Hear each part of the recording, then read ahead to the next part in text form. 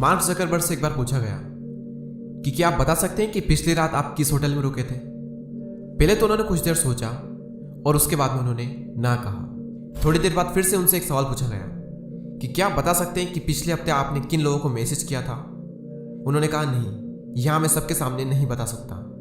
यानी जिस इंसान को हर इंसान की जानकारी है, उसकी जानकारी ना तो किसी को है और ना ही वो किसी को बताना चाहता है। आज मैं आपको सोशल मीडिया की कुछ ऐसी सच्चाई के बारे में बताऊंगा जिनसे आप आज तक अनजान थे। आज की डेट में शायद ही कोई युवा होगा जो कि सोशल मीडिया यूज़ ना करता होगा, और आप तो डेफिनेटली करते होंगे, तभी आप इस वीडियो को देख भी रहे हो। ये सोशल मीडिया ऐप्स बनाई तो स्मार्टफोन के लिए गई थी, लेकिन अब स्मार्टफोन ही सोशल मीडिया के लिए बनाए जाते हैं। आप जब भी कोई ऐप इंस्टॉल करते हो, फिर उस पर अपना अकाउंट बनाते हो, तो अकाउंट बनाने के बाद में आपने एक बात तो नोटिस ज़रूर की होगी कि वो एप्लीकेशन आपसे आपका इंटरेस्ट पूछती है, ताकि आपका उसमें एंटर करते ही आपको वो दिखाया जाए जिसमें आप इंटरेस्ट हो और आप बोर ना हो, और ज़्यादा से ज़्यादा टाइम आप उनकी एप्लीकेशन पर स्पेंड कर सको।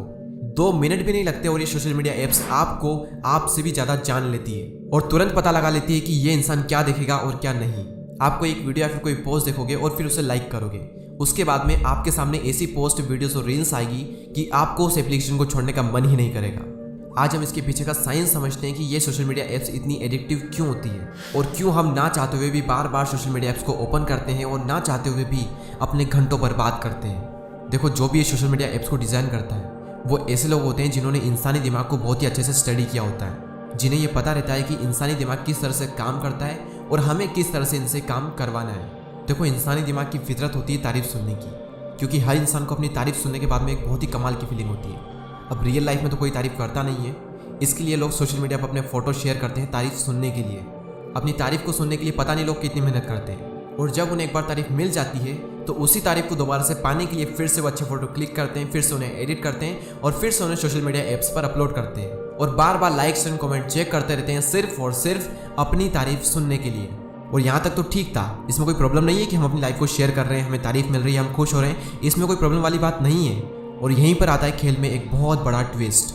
हमने बात की कि इंसानी दिमाग की फितरत होती है तारीफ सुनने की, लेकिन साथ ही साथ इंसानी दिमाग की फितरत होती है कंपेयर करने की।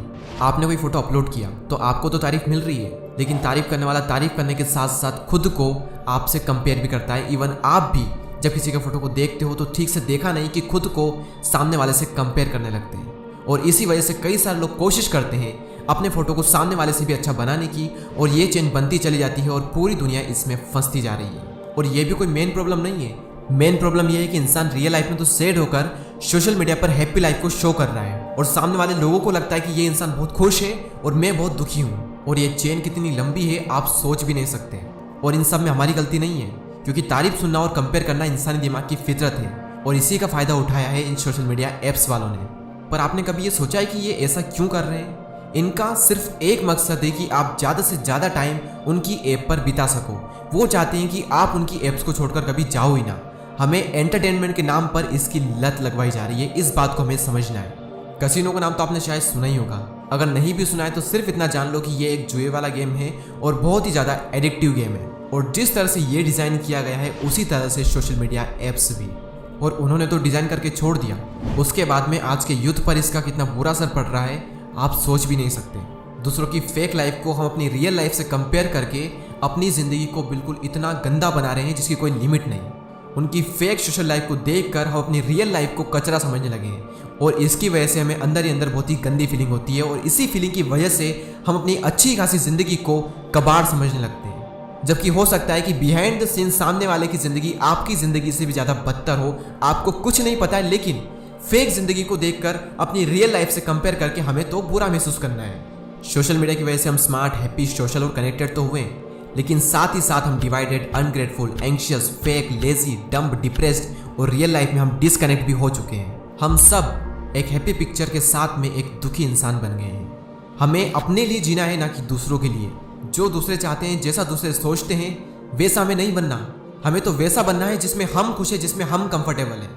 जो है जैसे हैं वो दिखाओ, फेक नहीं बल्कि रियल बनना सीखो, और सोशल मीडिया पर कम और रियल लाइफ में ज़्यादा खुश रहो, और रियल लाइफ में लोगों के साथ में कनेक्ट रहो, ना कि सोशल मीडिया पर। एक बार मैं अपने फ्रेंड्स के साथ में रेस्टोरेंट में गया, वहाँ पर 90% से भी ज़्यादा लोग सिर्फ अपने फ़ोन में लगे हुए हैं। और ना सिर्फ ये मेरे साथ हुआ है बल्कि आप सबके साथ भी ये ज़रूर हुआ होगा। सामने सब बैठे हैं लेकिन सब लोग अपने फ़ोन में घुसे हुए हैं। अगर अभी ये हालात है तो सोचो आगे क्या होगा। अब आप में से कई सारे लोग ये कमेंट भी करेंगे या फिर कर चुके होंगे ऑलरेडी कि भाई तू भी तो सोशल मीडिया पर ये वीडियो बना रहा है, तू क्यों नहीं छोड़ देता सोशल मीडिया।